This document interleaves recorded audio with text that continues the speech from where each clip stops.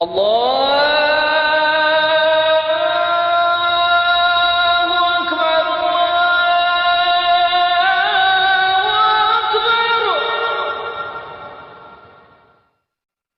الله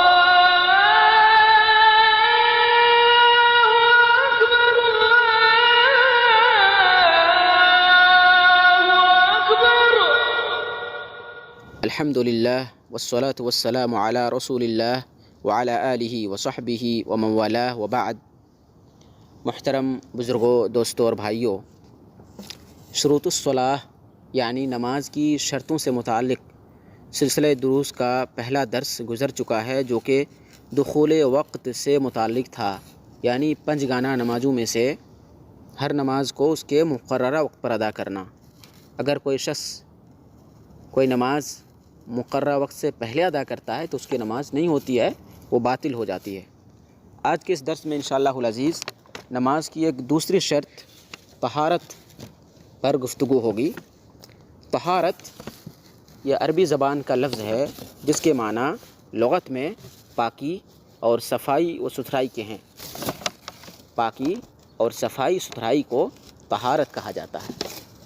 اصطلاح میں فقہا نے اس کی تعریف یوں کی ہے، ہی رفع الحدث و ازالۃ الخبث، کہ طہارت حدث کو دور کرنے اور نجاست کو دور کرنے کو کہتے ہیں۔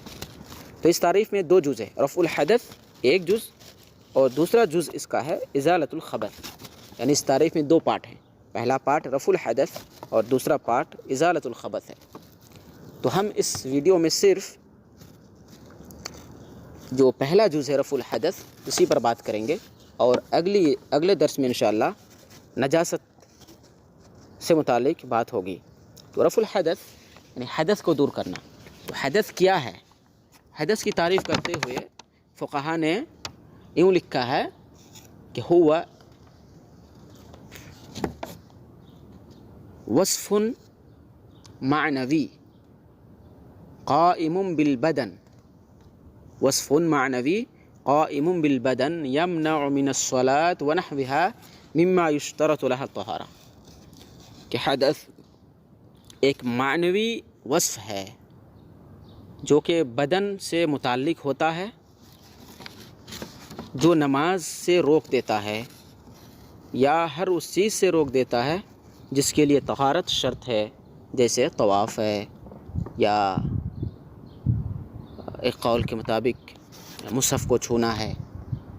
تو وصف معنوی یعنی ایک معنوی چیز ہے، حدث ایک معنوی ناپاکی ہے جو انسان کے بدن میں یہ ناپاکی ہوتی ہے، اور وہ ناپاکی محسوس کی جانے والی نہیں ہے بلکہ وہ ایک معنوی چیز ہے۔ اس چیز کو ہم دیکھ نہیں سکتے ہیں، یہ ایسی ناپاکی ہے جس کو ہم دیکھ نہیں سکتے ہیں اپنے آنکھوں سے، اور جس ناپاکی کے بعد نماز اس وقت تک نہیں ہوتی جب تک کہ وضو نہ کر لیا جائے۔ تو وہ کون سی ناپاکی ہے جس کو ہم نہیں دیکھ سکتے ہیں؟ وہ بہت ساری چیزیں ہیں، جیسے پیشاب کا نکلنا، پیخانے کا نکلنا، مزی کا نکلنا، ودی کا نکلنا، یعنی اگلی اور پچھلی شرمگاہ سے جو عادتاً جو چیزیں نکلتی ہیں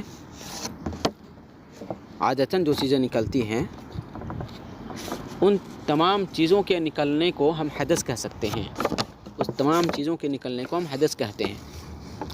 یا بالفاظ دیگر آپ یوں کہہ سکتے ہیں کہ جتنے بھی نواقض وضو ہیں، یعنی وہ چیزیں جن سے وضو ٹوٹ جاتا ہے، وہ سب کی سب چیزیں حدث میں داخل ہیں، یا وہ سب چیزوں پر حدث کا اطلاق ہوتا ہے۔ تو وضو کن چیزوں سے ٹوٹ جاتا ہے؟ پیشاب کرنے سے، پیخانہ کرنے سے وضو ٹوٹ جاتا ہے، اسی طرح سے بیوی سے ملنے سے وضو ٹوٹ جاتا ہے، عقل زائل ہونے سے۔ تو نواقض وضو ہی دراصل حدث ہیں۔ اب نواقض وضو میں کچھ چیزیں ایسی ہیں جن سے غسل بھی واجب ہو جاتا ہے، اور بعض چیزیں ہیں کہ صرف وضو کرنا ہوتا ہے۔ تو حدث میں اس سے معلوم ہوا کہ حدث کی پھر دو قسمیں ہیں، حدث اصغر اور حدث اکبر۔ حدث اصغر سے صرف وضو لازم آتا ہے، حدث اصغر سے صرف وضو لازم آتا ہے۔ حدث اصغر کے بعد آپ نے وضو کر لیا، اس کے بعد آپ کے لیے جائز ہے کہ آپ نماز پڑھیں۔ لیکن حدث اکبر کے بعد غسل کرنا واجب ہوتا ہے، وضو سے کام نہیں چلتا ہے، غسل کرنا ہوتا ہے۔ تو حدث اصغر میں جیسے پیشاب کا نکلنا یا پیخانے کا نکلنا یا مزی کا نکلنا یا ودی کا نکلنا، یہ سب حدث اصغر میں داخل ہے۔ ایک آدمی پیشاب کرنے گیا، پیشاب کر کے آ گیا، پیشاب کا کوئی چھینٹا بھی نہیں اس کے کپڑے میں یا اس کے جسم کے کسی حصے میں، پانی بھی استعمال کیا۔ اب اگر وہ نماز پڑھنا چاہے تو اس کو وضو کرنا پڑتا ہے۔ کس بنیاد پر؟ کیونکہ وہ حدث اصغر کا مرتکب ہے، یعنی حدث اصغر اسے لاحق ہے، تو وہ ایک ناپاکی ہے۔ کون سی ناپاکی؟ ہم دیکھ نہیں پا رہے ہیں، لیکن پیشاب جو اس نے کیا ہے ایک علامت ہے جسے ہم محسوس کرتے ہیں، تو وہی علامت وہی ناپاکی ہے۔ پیشاب کرنے گیا، پھر پیشاب کر کے آیا، تو پیشاب کرنے کا جو عمل ہے وہی عمل حدث کہلاتا ہے، یا وہی عمل معنوی ناپاکی کہلاتا ہے۔ تو پیشاب کرنے کے بعد وضو کرنا ضروری ہو جاتا ہے۔ اسی طرح سے پیشاب کرنے گیا، پیخانہ کرنے گیا آدمی، قضاء حاجت کے لیے گیا، اس سے فارغ ہو کے آیا، پانی استعمال کیا اس نے، گندگی اس کے بدن میں نہیں ہے، اس کے باوجود اگر وہ نماز پڑھنا چاہے تو وضو کرنا ہوتا ہے۔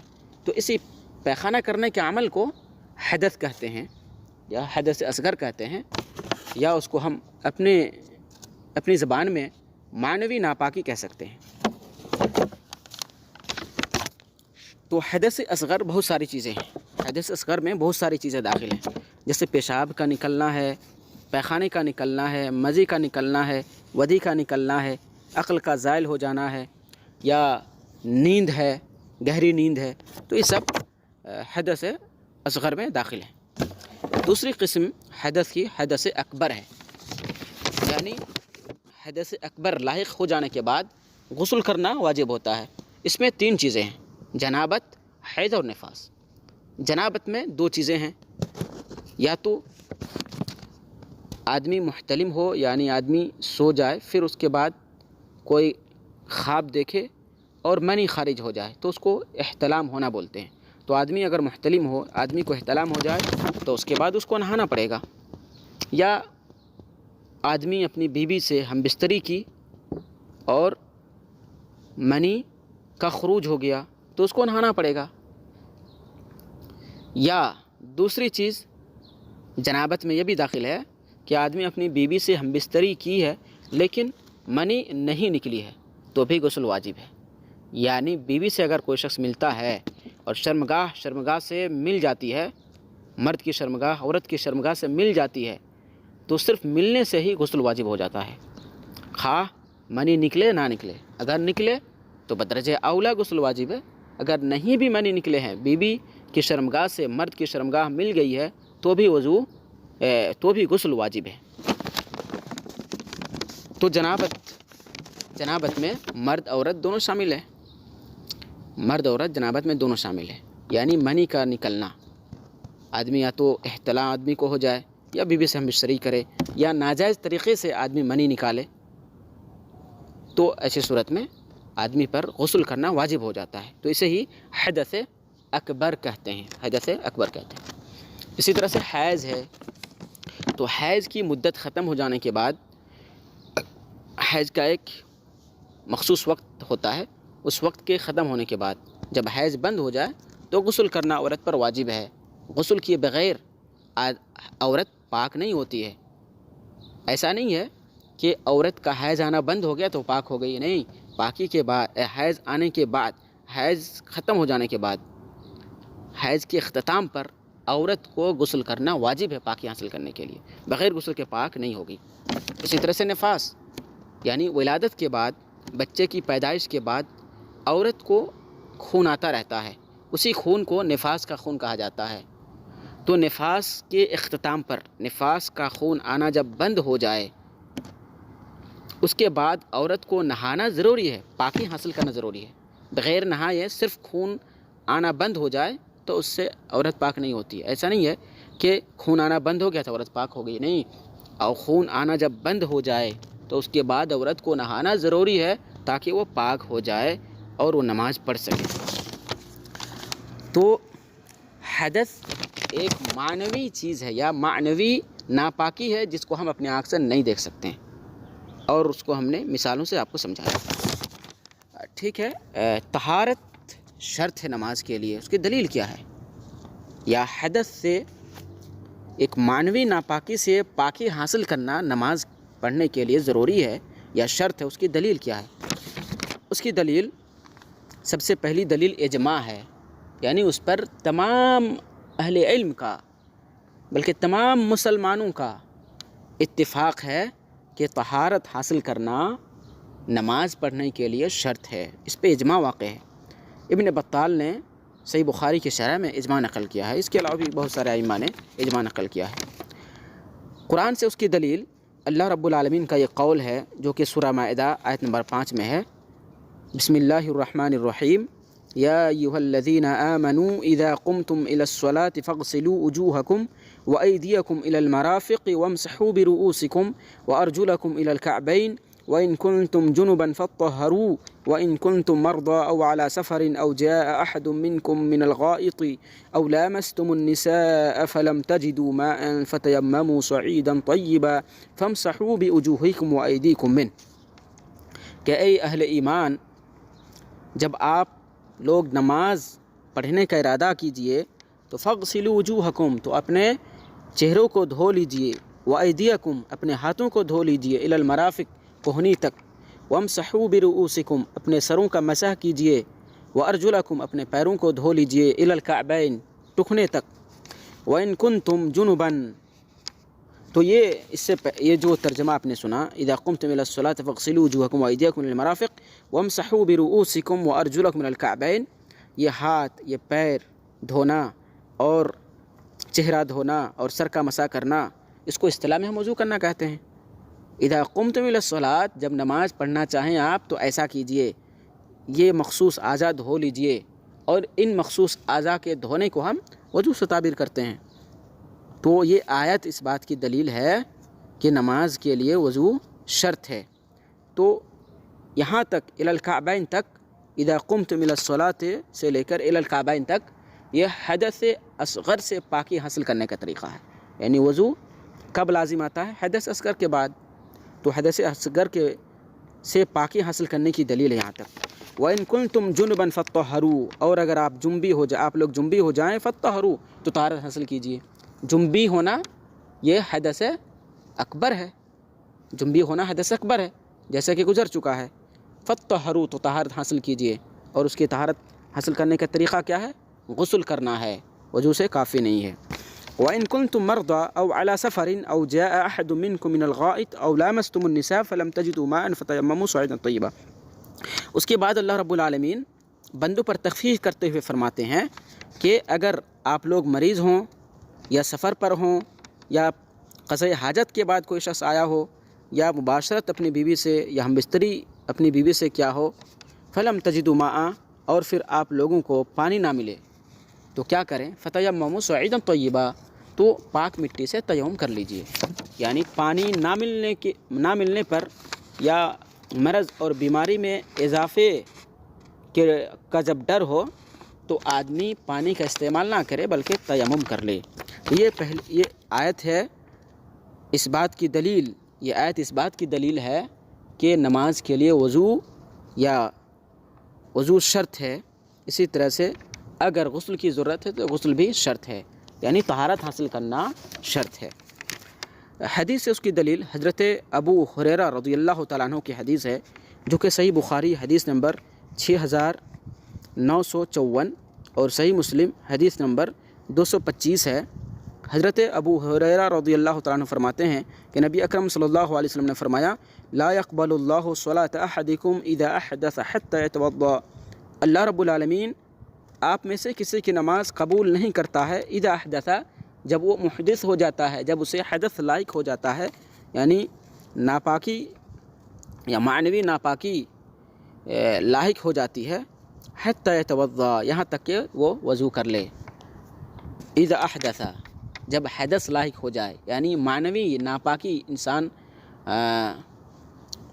کو لاحق ہو جائے، یعنی پیشاب کر لے یا پیخانہ کر لے یا ہوا نکل جائے، تو اللہ رب العالمین اس کی نماز قبول نہیں کرتا یہاں تک کہ وہ وضو کر لے۔ تو گویا یہ حدیث بھی وضو کے یا طہارت کے شرط ہونے کی دلیل ہے۔ یہی حدیث دوسرے لفظوں میں حضرت عبداللہ بن عمر رضی اللہ تعالیٰ عنہ سے مروی ہے، جو کہ صحیح مسلم میں ہے، حدیث نمبر 224، لا تقبل صلاۃ بغیر طہور ولا صدقۃ من غلول، کہ کوئی بھی نماز، صلاۃ یہ نکرہ ہے، لا تقبل اور نہیں کہ سیاق میں ہے، لا تقبل صلاۃ جو کہ عموم کا فائدہ دیتا ہے، یعنی کوئی بھی نماز بغیر طہارت کے قبول نہیں ہوتی ہے، ولا صدقۃ من غلول، اور کوئی بھی صدقہ مال غنیمت سے چوری کر کے جو صدقہ دیا گیا ہے وہ صدقہ بھی قبول نہیں ہوتا ہے۔ معلوم یہ ہوا کہ نماز بغیر طہارت کے درست نہیں ہوتی ہے، تو طہارت حاصل کرنا نماز کی صحت کے لیے شرط ہے اور ضروری ہے۔ آج کے درس میں اتنا ہی، اگلے درس میں انشاءاللہ طہارت کی جو دوسری قسم ہے یا طہارت کی تعریف کا جو دوسرا جز ہے ازالۃ الخبث، اس پر انشاءاللہ مختصراً گفتگو ہوگی۔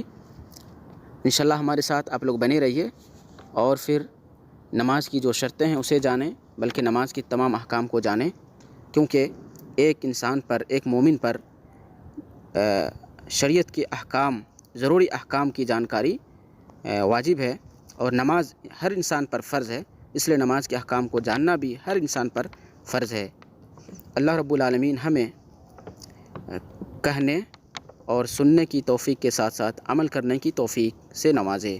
السلام علیکم ورحمۃ اللہ وبرکاتہ۔